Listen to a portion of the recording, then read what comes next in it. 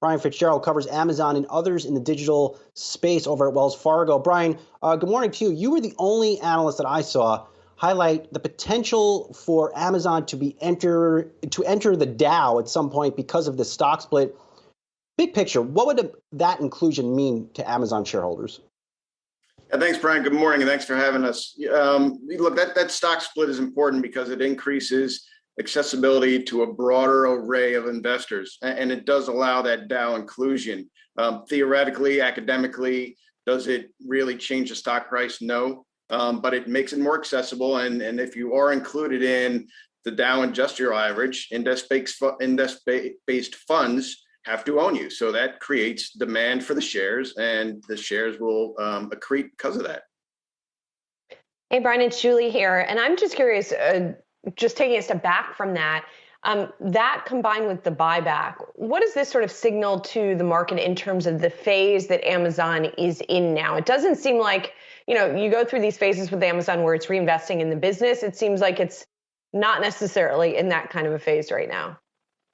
Yeah, thanks, Julie. It's a great question. So they replaced the buyback. They bought about half into that, about 2.1 billion out of the 5. They made it bigger to 10 billion. That's against Google and Facebook, who have 40 to $50 billion repurchases in place. But we think that buyback is just further evidence of a sharper focus on profitability. Amazon undertook a significant investment cycle over the last 2 years to support the rapid e-commerce expansion that happened during COVID, to support 1 day, 2 day, same day prime shipments. We believe that investment intensity is now downshifting to a more sustainable pace.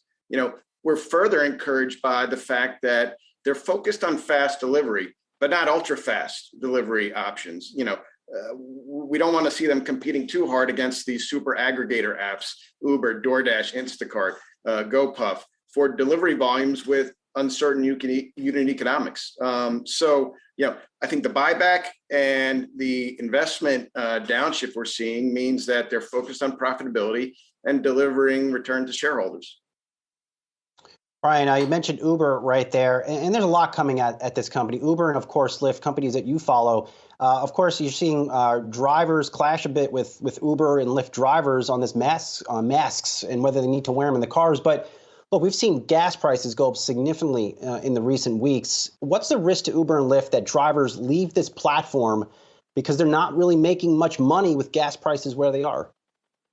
Yeah, it's a great question, Brian. We caught up with both Lyft and Uber this week. Dara at a recent conference said a 20% increase in fuel prices translates to a 1% increase in fees to riders, and it leaves our earnings and our drivers' earnings intact. So the beautiful thing about these marketplace companies, Uber, Lyft, Airbnb, DoorDash, is they just marry up supply and demand, and the market meters out what you should pay. So if drivers are seeing increased costs and they shift off the platform, you have a decrease in supply. There's still maybe even more demand now that gas prices are going up, and I don't want to drive my own car, and I want to start using ride sharing and ride sharing in the true form of that phrase. Not just me jumping into an Uber and a Lyft, but the more economic ways of doing it, where you shared rides with other riders. That shut down during COVID. And now that COVID is expiring and ameliorating, we're starting to see the ride sharing and the loyalty programs kick back in. So it's our belief that there's many ways for these markets to clear themselves. And ultimately, that increased demand that I was just talking about, that's brought about by higher gas prices, should translate into just as ebullient earnings for drivers. At the same time, Brian, you talk about sort of market conditions correcting this issue. Is there anything that Uber and Lyft themselves can do to also help? Because, you also have what is sort of a tricky relationship right now with the drivers between this, also the unionization push that reportedly the rideshare companies are pushing back pretty forcefully against. And so it's sort of a delicate road for them right now in terms of that relationship. Yeah, that's right, Julie. The companies have given benefits to drivers to get them back into the marketplace. They're finding they're getting back into the marketplace quicker than they assumed as we exited COVID. There's promotional activity that they can do to kind of stick and carrot the marketplace so that it clears efficiently.